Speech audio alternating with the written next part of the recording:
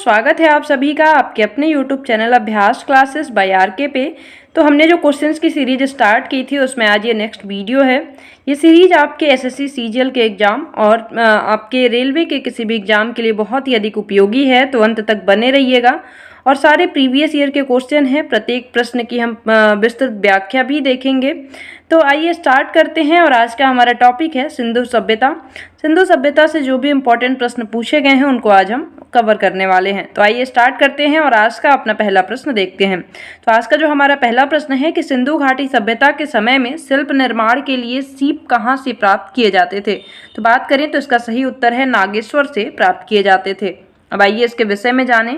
तो सिंधु घाटी सभ्यता के समय में शिल्प निर्माण के लिए सीप नागेश्वर, जो कि गुजरात में पड़ता है, से प्राप्त किए जाते थे। इस सभ्यता के विभिन्न स्थलों से कला के जो रूप प्राप्त हुए हैं उनमें मोहरें, मिट्टी के बर्तन, आभूषण, पकी हुई मिट्टी की मूर्तियां आदि शामिल हैं। अगले प्रश्न को देखते हैं। अगला जो हमारा प्रश्न है कि सिंधु घाटी सभ्यता का निम्न में से कौन सा स्थल पंजाब भारत में स्थित है। तो इसमें बात करें तो जो रोपड़ नामक स्थल है ये पंजाब में पड़ता है और जो कि भारत में स्थित है। अब इसके बारे में जानें तो सिंधु घाटी सभ्यता का स्थल रोपड़ की खोज 1950 में बीबी लाल के द्वारा की गई थी। यह स्थल पंजाब के रोपड़ जिला में सतलज नदी के तट पर स्थित है। यहाँ से मनुष्य के साथ पालतू कुत्ते दफनाए जाने का साक्ष्य मिला है। तो ये याद रखिएगा, इससे क्वेश्चन बहुत पूछा जाता है कि ये साक्ष्य कहाँ से प्राप्त हुए हैं। अगला प्रश्न देखते हैं। अगला हमारा प्रश्न है कि हड़प्पा की अधिकांश मानक मोहरें डैश मानक एक प्रकार के मुलायम पत्थर से बनी होती थीं, जो कि 2x2 के विमा के साथ वर्गाकार आकृति का होता था तथा जिसका उपयोग व्यावसायिक उद्देश्यों के लिए किया जाता था। तो इसका अगर सही उत्तर की बात करें तो क्या हो जाएगा, स्टेटाइट हो जाएगा। स्टेटाइट इसका सही उत्तर हो जाएगा। आइए इसके विषय में जानें तो हड़प्पा की अधिकांश मोहरों को सेल खड़ी जैसे कि स्टेटाइट से बनाया जाता था।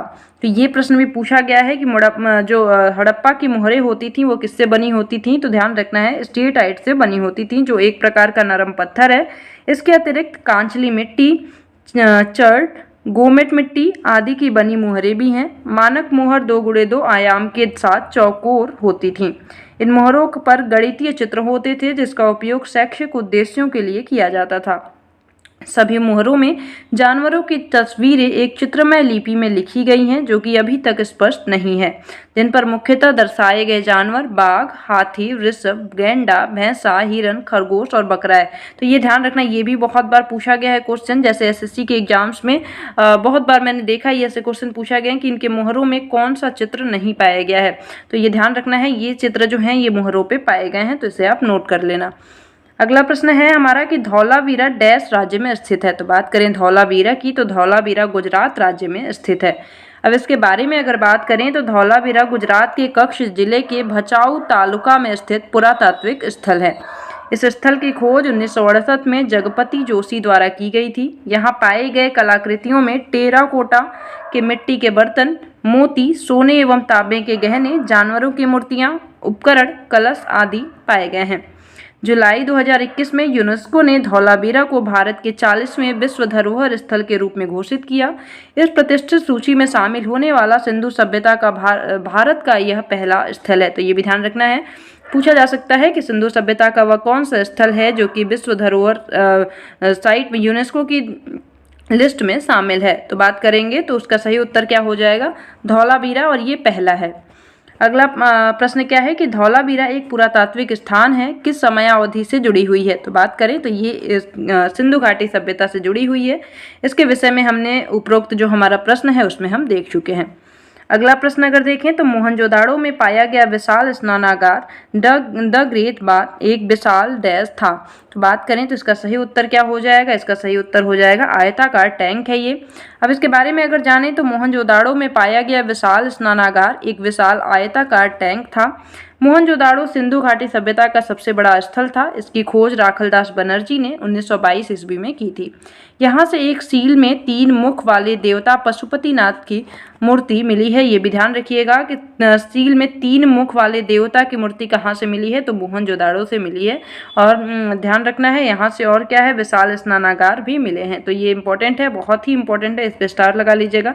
आइए अगले प्रश्न को देखते हैं। अगला हमारा प्रश्न है कि वर्ष 1920 से 21 के आसपास किस नदी के किनारे खुदाई के दौरान हड़प्पा शहर मिला। तो बात करें 1920 से 21 के दौरान रावी नदी के किनारे पे हड़प्पा साइट पाई गई थी। अब इसके बारे में अगर बात करें तो हड़प्पा शहर सिंधु सभ्यता का एक शहर है जो कि पाकिस्तान के मोंटगोमरी जिले में रावी नदी के तट पर वर्ष 1920 से 21 में खुदाई के दौरान मिला था। इसके उत्खननकर्ता दयाराम साहनी एवं माधो स्वरूप वत्स से।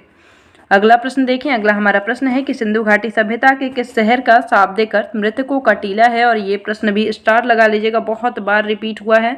तो बात करें तो मोहनजोदाड़ो इसका सही उत्तर हो जाएगा। मृतकों का टीला इसका अर्थ होता है, मोहनजोदाड़ो का अर्थ मृतकों का टीला होता है। तो एसएससी का कोई भी एग्जाम हो, ये ऐसे प्रश्न बहुत पूछे जाते हैं, तो आप ध्यान रखिएगा। किसी भी एग्जाम की अगर आप तैयारी कर रहे हैं तो ये वीडियो आपके लिए हेल्पफुल होगी, क्योंकि हम इसमें विस्तृत व्याख्या भी देख रहे हैं, तो ये बहुत सी चीज़ें हम एक्स्ट्रा भी गेन कर रहे हैं। तो देखिए इसके बारे में अगर हम जानें तो मोहनजोदाड़ो का सिंधवी भाषा में अर्थ है मृतकों का टीला। यह दुनिया का सबसे पुराना, नियोजित और उत्कृष्ट शहर माना जाता है। यह सिंधु घाटी सभ्यता का सबसे परिपक्व शहर है जो सिंधु नदी के किनारे लरकाना जिले में स्थित है। इसकी खोज राखलदास बनर्जी ने 1922 में की थी।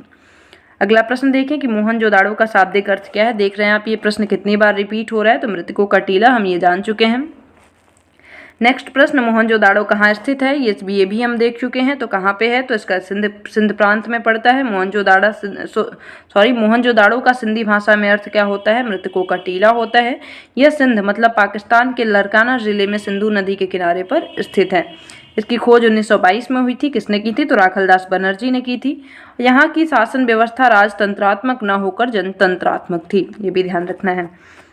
अगला हमारा प्रश्न है कि हड़प्पा सभ्यता का कौन सा शहर विशिष्ट रूप से मनके बनाना, सीप काटना, धातु की वस्तुएं बनाना, मुहर बनाना और तराजू का निर्माण करना आदि कार्यों सहित शिल्प उत्पादन के लिए समर्पित था। तो सही उत्तर चन्हुदड़ो नाम का जो स्थान है वो इसके लिए फेमस था। अब इसके बारे में अगर बात करें तो मोहनजोदाड़ो से 80 मील दक्षिण में स्थित चन्हुदड़ो की खोज सर्वप्रथम 1931 में एम.जी. मजूमदार ने की थी। यहाँ सैंधव संस्कृति के अतिरिक्त प्राक हड़प्पा संस्कृति, जिसे झूकर एवं झाकर संस्कृति कहते हैं, कि अवशेष मिले हैं। यहाँ के निवासी कुशल कारीगर थे। इसका प्रमाण इस बात से मिलता है कि यह मन के सीप, मुहर तथा मुद्रा बनाने का प्रमुख केंद्र था। यह एकमात्र स्थल है जहाँ से वक्राकार ईंटें मिली हैं। ये भी इम्पोर्टेंट है, ध्यान रखिएगा कि कौन सा एकमात्र हड़प्पन साइट है जहाँ से वक्राकार ईंटें प्राप्त हुई हैं। तो हड़प्पन साइट की वो कौन सी साइट है, तो मोहनजोदाड़ो नाम का वो स्थल है। अगला प्रश्न मोहनजोदाड़ो नहीं, क्या है ये, चन्हुदड़ो है, ध्यान रखिएगा, चन्हुदड़ो नाम के स्थल से। अगला जो हमारा प्रश्न है कि सिंधु घाटी सभ्यता के निम्न में से किस स्थल को सबसे पहले खोजा गया था। तो बात करें तो इसका सही उत्तर क्या है, हड़प्पा है। हड़प्पा को सबसे पहले खोजा गया था हड़प्पन साइट में। आइए इसके बारे में थोड़ा जान लें। तो अगर बात करें सिंधु घाटी सभ्यता के स्थल हड़प्पा का उत्खनन 1921 में दयाराम साहनी द्वारा कराया गया था। इस प्रकार इस सभ्यता का नाम हड़प्पा सभ्यता रखा गया तथा यह सभ्यता सिंधु नदी घाटी में फैली हुई थी, इसलिए इसका नाम सिंधु घाटी सभ्यता रखा गया। 1922 में राखलदास बनर्जी ने मोहनजोदाड़ो की खोज की थी। अगला हमारा प्रश्न है कि पत्थर की बनी नृत्य करती हुई पुरुष की मूर्ति नटराज किस स्थान पर पाई गई थी, और इस पे भी आप स्टार लगा लीजिएगा। क्वेश्चन बहुत बार एसएससी के पेपर, रेलवे के पेपर में रिपीट हुआ है। तो नटराज की मूर्ति कहाँ से प्राप्त हुई, तो हड़प्पा से प्राप्त हुई थी। अब इसके बारे में अगर बात करें तो हड़प्पा से प्राप्त पुरुष नर्तक धड़ चूना पत्थर से बना हुआ है। यह दाहिने पैर के बल पर खड़ा है और बायां पैर नृत्य की मुद्रा में ऊंचा उठा है। इस मूर्ति को नटराज के आदि रूप का द्योतक माना गया है। इसकी ऊंचाई 7 से 8 इंच है। अगला हमारा प्रश्न है कि इनमें से कौन सा हड़प्पा स्थल गुजरात में पाया गया है। तो अभी हमने ये प्रश्न देखा था, कौन सा है, तो धौलावीरा है, जो कि यूनेस्को की लिस्ट में भी शामिल है। बात करें हड़प्पा योगीन नगर धौलावीरा को संयुक्त राष्ट्र शैक्षिक, वैज्ञानिक और सांस्कृतिक संगठन यूनेस्को ने वैश्विक धरोहर की सूची में शामिल किया है। यह गुजरात के रण ऑफ कच्छ में खादिरवेट द्वीप पर स्थित है। ये भी पूछा जा सकता है, खादिरवेट द्वीप पर यह स्थित है। यह वैश्विक धरोहर की सूची में जगह बनाने वाला गुजरात का चौथा जबकि भारत का 40वां स्थल है। इसकी खोज 1968 में पुरातत्ववेत्ता जगतपति जोशी ने की थी। अगला प्रश्न है हमारा कि निम्नलिखित में से कौन सा स्थल सिंधु घाटी सभ्यता का हिस्सा नहीं है। तो बात करें तो इसमें से कौन सा है जो कि सिंधु घाटी सभ्यता का हिस्सा नहीं है? तो उरुक है। ये तो बहुत ईजी क्वेश्चन है, हड़प्पा सबको पता होता है। मोहनजोदाड़ो, लोथल, ये सभी क्या हैं? लोथल एक बंदरगाह है। तो ये भी हड़प्पा, ये तीनों हड़प्पन साइट हैं, जबकि उरुक जो है हड़प्पन साइट नहीं है। अब इसके बारे में भी थोड़ा हम जान लें तो सिंधु घाटी सभ्यता के प्रमुख स्थल मोहनजोदाड़ो, कालीबंगा, हड़प्पा, धौलावीरा, लोथल तथा राखीगढ़ी थे, जबकि उरुक एक सुमेरियन सभ्यता का स्थल है। ध्यान रखिएगा, सुमेरियन सभ्यता का एक शहर है ये। सिंधु सभ्यता या हड़प्पा के प्रारंभिक स्थल सिंधु नदी के आसपास केंद्रित था, अतः इसे सिंधु सभ्यता कहा गया। भारतीय उपमहाद्वीप में ये प्रथम नगरीय क्रांति की अवस्था में दर्शाती है। तो ये हम आज इतना क्वेश्चन को रहने देते हैं। आगे हम जो भी हमारा क्वेश्चन है उसको हम अगली वीडियो में कवर करेंगे, ताकि वीडियो बहुत लंबी ना हो और आप बोर ना हो। तो अगली वीडियो भी ज़रूर देख लीजिएगा, क्योंकि ये पूरी सीरीज है। अगर आप पूरा देख लेते हैं तो आप ज़रूर ही परीक्षा में सारे प्रश्नों को हल करने में सक्षम हो जाएंगे। तो आई होप कि आज की वीडियो आपको पसंद आई होगी। मिलते हैं अगली वीडियो में। चैनल को सब्सक्राइब जरूर कर लीजिएगा, ऐसी वीडियोज आपको मिलती रहेंगी जो कि बहुत इन्फॉर्मेटिव होंगी। और ठीक है, फिर मिलते हैं अगली वीडियो में। तब तक के लिए bye bye, have a nice day, thank you so much.